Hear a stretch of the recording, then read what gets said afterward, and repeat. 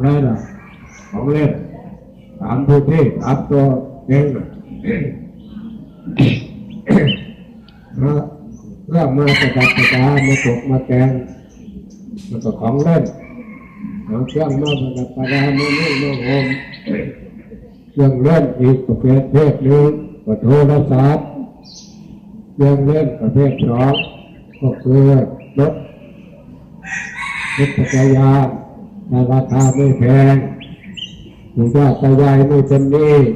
ก็ไม่อยากจะนั่งออกจากจักรยานมอเตอร์ไซค์รถยนต์ถ้าคุณย่าตายายไม่เป็นหนี้ไม่อยากจะนั่งเป็นไงล่ะจิตใจมันพาไปเท่เหินจิตใจมันพาทะเยอทะยานเดินเท่าไรก็ไม่สิ้นสุดเครื่องดูเครื่องกินเครื่องรับประทานเครื่องอะไรต่ออะไรมีแต่แพงๆเอาหน้าโภชนาอาหารเป็นถาดไม่รู้กี่ถาดไม่รู้กี่อย่างในต่างประเทศเขาคนไทยสั่งอาหารแล้วเอาทานอาหารแล้ววันบ่ายเราก็ยังไม่หนีไปไหนอยู่ต่างประเทศเขาด้วยรับประทานแป๊บเดียวจ่ายเงินออกไปแต่คนไทยวันบ่ายก็ยังไม่เลิกกันยืนเล่นอะไรกันไม่หนีไปไหนคนต่างประเทศเขาได้ทานได้ไปได้จ่ายเงินแล้วคนไทยก็เดี๋ยวแค่บ่ายแล้วก็ยังไม่ไปยังไม่เลิกอยู่จะไปก็บอกว่าเดี๋ยวก่อนนะสิ้นเดือนก่อนนะเนาะเห็นไหมล่ะเวลาไปเอาของมาขายเราสิ้นเดือนก็ไม่ได้ต้องจ่ายสดทีนี้เราทานอาหารญาติเดียวกันประเทศเดียวกันทำให้เสียจะถูกปัจจัยเสียเวลาจะไปแล้วก็ไม่จ่ายอีกนี่จะเสียที่แต่เราเสียกันแต่ที่จะส่งเสริมหมู่บ้านตนเองก็ทำให้เสียเวลาเสียงานอยู่ต่างประเทศเขาไม่ชอบยุ่งเขาไม่ชอบคนเยอะชอบเสร็จรีบทานรีบเสร็จรีบจ่ายรีบไปทำงานของคนไทยเนี่ยโอ้เรียนงานแบบยืนได้ดีกว่าขอต่ออีกชอบคนเรียนต่ออีกก็มีนะนั่นผู้จะช่วยเหลือประเทศคนเองได้รับความเจริญรุ่งเรืองสะดวกสบายใจแล้วผลสุดท้ายไม่ได้ไม่ส่งเสริมการเจริญรุ่งเรืองนั่นแหละมันเป็นเพราะอะไรเพราะความทะเยอทะยานเพราะความโลภหามาแล้วผมมาเล่นของที่พูดท่าน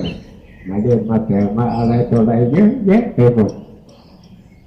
อย่างกระดาษกระดาษสวยงามแบบไปยึดถือกันรักกันแล้วไปทำการทำงานผลเราหนได้แห่งไม่รีบกลับมาบอกสาระให้ทำอะไรอยู่ถึงเวลาเด็กๆแล้วไม่รีบกลับบ้านบอกภรรยาขอว่าเพื่อนไปทานอาหารวันไหนกับพี่จะทานอาหารทางบ้านเตรียมได้ก็ให้มาทานแต่ทีแต่ไปมาดูว่าไปจิตใจนอกใจกันอีกกลับบ้านก็ทะเลาะกันนะสิเดี๋ยวเลยลูกใหญ่ขึ้นมาแล้วคุณพ่อคุณแม่ทะเลาะกันทุกวันอายหมูอายพวกมาบ้านหมู่พวกก็มาด้วยอายหมูอายพวกเลยไม่อยากเข้าบ้านแล้วสาเหตุเป็นยังไงล่ะเป็นเพราะมีความรักใช่ไหมถ้าหาเงินไม่ภรรยาใช้ไม่พอก็ทะเลาะกันเองหรือหวงกันเองมีปัญหากันเองกินเหล้ากินยาอะไรมาของอกกินตีกันไม่ได้ด่ากันฆ่ากันยุ่งไปหมดเห็นไหมล่ะความทะเยอทะยานความมัวเมาแหวกโดนกิยะมีแต่เรื่องพูดเป็นตกนรกหลังมุกพูดไหมถามใจเขาไปถ้าเห็นว่ามันเป็นมรดกก็หยุดเพราะหยุดทำยังไงถึงเทศกาลพ่อแม่ครูบาอาจารย์จัดงานปฏิบัติธรรมเอางานสมมุติว่าเป็นงานวันพ่อเพื่อการระลึกนึกถึงทุกคนก็มีคุณพ่อคุณแม่อยู่แน่ พาทำกันมากี่วันเป็นบุญกุศลทั้งนั้นทำน้อยเป็นบุญกุศลน้อยทำมากก็เป็นบุญกุศลมากที่ส่วนไม่ทำโดยเฉพาะคำว่าทำบุญนั่นแหละอาหารใจง่ายไม่ได้ตีไปไหนมาไหนอยากทำตรงไหนอยากทำเวลาไหนได้ทุกเวลาไม่ได้เสียเงินไม่ได้แบกไม่ได้หามไม่ได้หนักแต่สังขารร่างกายยุ่งทำไมชอบทำดีมันจะชอบตีไอ้บุญโคตรตีอยู่กับหม้อนรกทำยังไงจึงจะได้เห็นบุญเห็นหลวงปู่จะย่อมแล้วพระพุทธเจ้าก็พาทำแล้วเดี๋ยวจะเห็นบุญอยากเห็นพระพุทธเจ้าอย่างเป็นบุญอยากได้ตัดทอรู้เป็นพระพุทธเจ้าก็คือสัจจะเราเสียสัจจะเข้ามาปฏิบัติธรรมเนี่ยคำว่ามาทำบุญก็ย่อมแล้วเมื่อคืนนี้ทำยังไงจึงจะได้ทำบุญให้มีสัจจะว่าเรามาทำบุญเราทำแต่บุญไม่พูดมันจามันเสียงานเสียเวลาพูดมากเห็นขาดพูดง่ายคอยดีหรือสติเอาไว้นะถ้าไม่พูดจริงดีนะใช่อะไรล่ะพูดคำพูดไปว่าทำบุญไปเราไม่ต้องคุยกันเรื่องนู่นเรื่องนี้ตำหนิติชมยกยอพอปั้นติดขินนินทาจิตทำคำสั่งสอนของพระพุทธเจ้าถ้าเข้าใจว่าไปวัดทำบุญจริงๆไปสร้างวัดทำบุญวัดสถานที่ทำบุญวัดสถานที่ฆ่ากิเลสไปทำบาปไม่ได้ให้เข้าใจขอฝากไว้ในฐานะเราเกิดมาด้วยบุญเราอยู่ด้วยบุญเราก่อกับบ้านเก่าด้วยบุญถ้ามาด้วยบุญแล้วอยู่ด้วยบาปขาดทุนแล้วเข้าใจไหมถ้าพระเจ้าพระสงฆ์ไม่สนอกสนใจภาคทำบุญเราก็ไม่เชื่อมีคนเชื่อไม่เลื่อมใสไม่ว่าสร้างวัดไปไม่ได้ว่าไปวัดสร้างไปสร้างบ้านให้พระมันไปสร้างวัดคือสถานที่ฆ่ากิเลสวัดกายได้กราบวัดวาจาสวดมนต์ได้พระวัดจิตใจดูลงเข้าลงออกนั่นเป็นค่อยถูกต้องจริงไม่โกหกตนเองไม่โกหกญาติพี่น้องไม่โกหกหมู่ตัวเอาฝากไว้ให้ยึดถือเอาไว้ด้วยอำนาจบุญกุศลพระเจ้าพระสงฆ์ได้ชี้พระสาวคนจะโจมลูกหลานพระเจ้าพระสงฆ์ได้พาปฏิบัติธรรมเป็นบุญกุศลบุญกุศลของพวกเราได้ทำแบบนี้ตลอดการปฏิบัติธรรมเป็นบุญกุศลด้วยอำนาจบุญกุศลของคุณพระพุทธเจ้าคุณประธรรมคุณประสงค์เป็นเกษตรทั้งหลายก็จงมารวมกันจงปกป้องปกปักรักษาพระเจ้าพระสงฆ์นักเรียนนักข่าวออกเป็นได้รวมลูกหลานผู้มีจิตศรัทธาปฏิบัติธรรมเป็นบุญกุศลตามคำสอนของพระพุทธเจ้าบุญกุศลที่พวกเราได้ทำได้นี้บุญกุศลของคุณพระพุทธเจ้าคุณพระธรรมคุณพระสงฆ์ความจริงศักดิ์สิทธิ์ทั้งหลายจงมารวมกันจงปกป้องปกปักรักษาเมื่อทีนักข่าวพระเจ้าพระสงฆ์ของคนดำเนินลูกหลานจงมีแต่ความสุขความเจริญสุขกายสุขใจหายจากทุกโศกโรคภัยเดินทางด้วยความสะดวกสบายตลอดปลอดภัยไม่สิ่งใดปรารถนาสิ่งใดจงสำเร็จโดยเฉพาะให้ดังตามคำสอนของพระพุทธเจ้าพระพุทธสอนทำบุญทำทานทำบุญตามคำสอนของพระเจ้าแล้วจงมีดวงจิตดวงใจได้เห็นมรรคได้เห็นผลได้เห็นสวรรค์ได้เห็นพระนิพพานในปัจจุบันในชาตินี้เถิด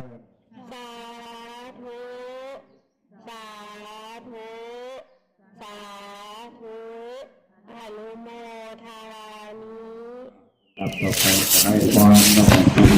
ทางเป็นภาระเป็นละครได้เป็นการ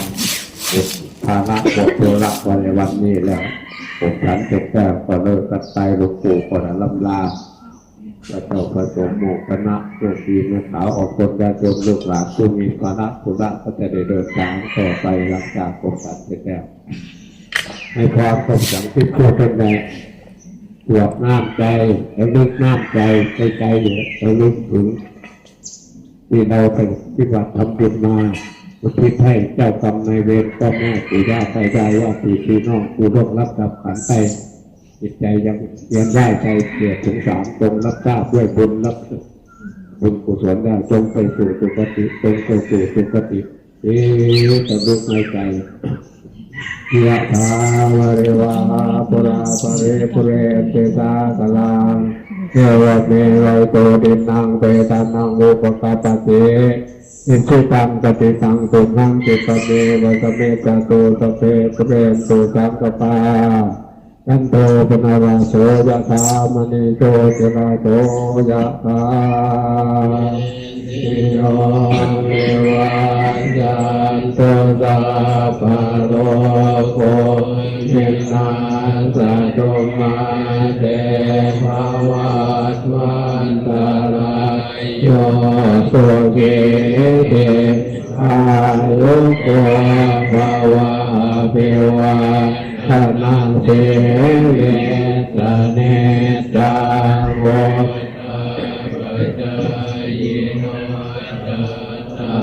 โรธรรมาวัฏันติอา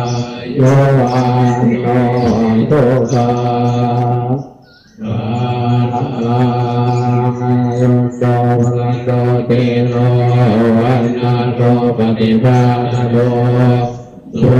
กัจจดาตเมกาเวโสกังโตติกัจจติอายุดาตวะพลังวันนาโสขันจะปฏิภาณโตติรายโยยาสวะโมติยะตายาโสปะปัสสติเตภวะตุสาปะมังการาราคันตุสาปะเทวตาสัพพะพุทธานุภาเวนะสัตตาโสติภวันตุเตภวะตุสาปะมังการาราคันตุสาปะเทวตาสัพพะธัมมานุภาเวนะสัตตาโสติภวันตุเตภวะตุสาปะมังการาราคันตุสาปะเทวตาสัพพะธัมมานุภาเวนะสัตตาโสติภวันตุเตภวะตุสาปะมังการาราคันตุสาปะเทวตา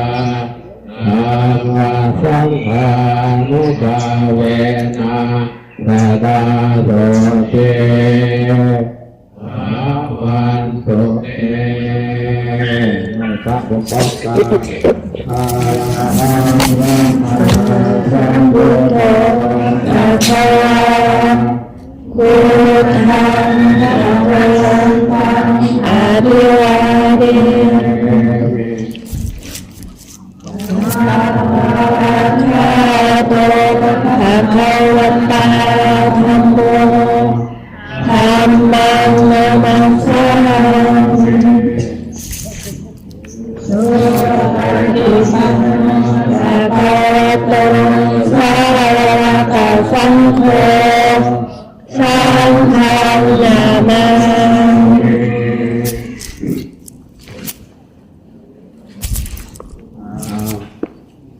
ฟังเสียงแรกคือเลี้ยงแล้วให้อาหารตายละทีนี้ยุ่งยากละทีนี้อาหารตายว่าตายมา